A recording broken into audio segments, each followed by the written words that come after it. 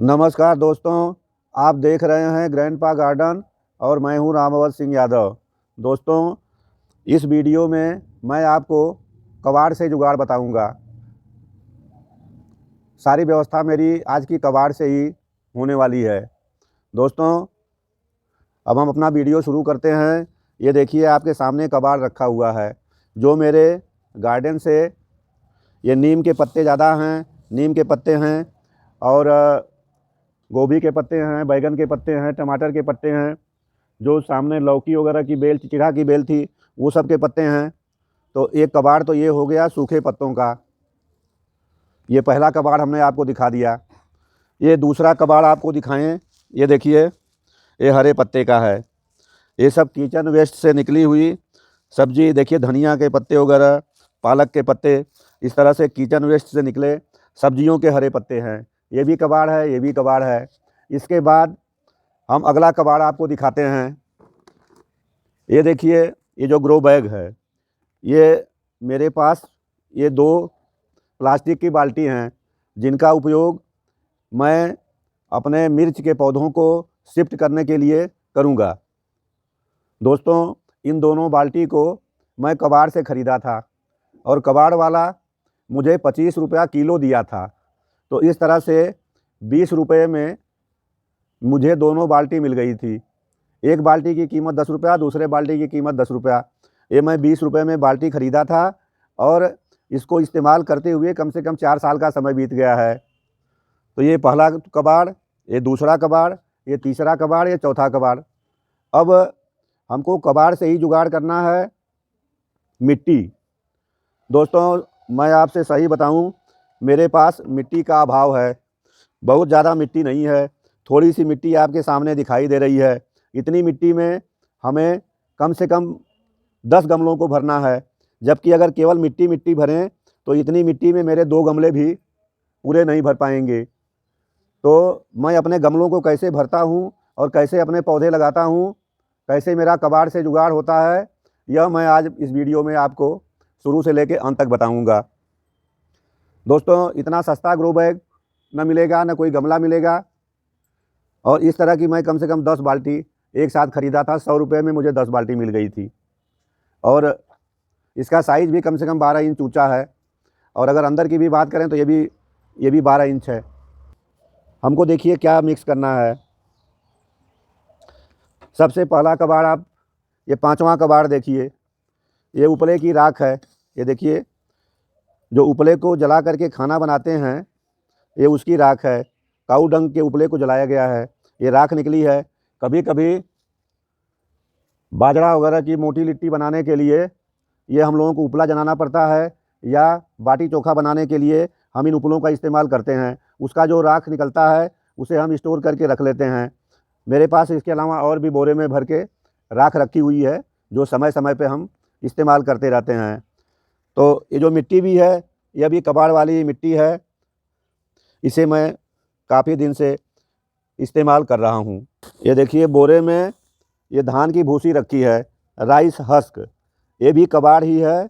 इसको धान का चावल निकालने के बाद वेस्टेज में फेंक देते हैं। इसमें मिट्टी, लेकिन जो सबसे बड़ी बात है, ये मिट्टी को उपजाऊ बनाना है, क्योंकि ये एकदम बेकार टाइप की मिट्टी है। तो हम आपको ये बताएंगे कि आप बेकार मिट्टी को किस तरह से सोना बनाएं।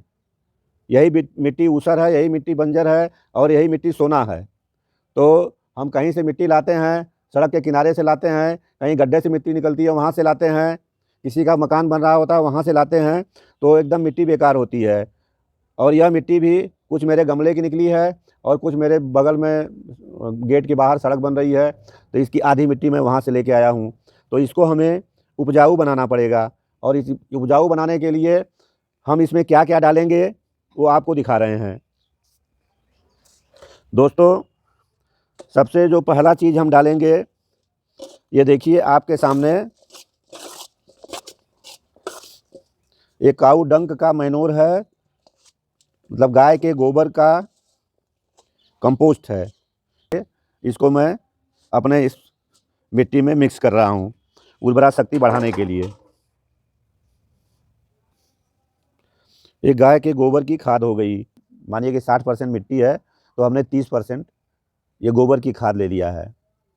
सैंड हम नहीं मिक्स कर रहे हैं क्योंकि मेरी मिट्टी पहले से ही काफ़ी हल्की है और बलुई टाइप की मिट्टी है, तो इसमें सैंड मिक्स करने की ज़रूरत नहीं है। अगर आपकी मिट्टी थोड़ा टाइट है, कड़ी है, तो चिकनी मिट्टी है, तो आप उसमें सैंड मिक्स कर सकते हैं। दोस्तों इसमें हम थोड़ा ये जो आपको दिखाए ये उपले की राख, इसमें 2 मुट्ठी मिक्स करेंगे। इसको भी बहुत ज़्यादा नहीं डालना है। ये उपले की राख फास्फोरस का बहुत बढ़िया स्रोत है। इसमें फास्फोरस बहुत अच्छी मात्रा में मिलता है। बस ये इतना ही खाद ये राख डालेंगे। दोस्तों ये देखिए राइस हस्क, इसकी इतनी मात्रा काफ़ी है। अगर इसके बदले में हम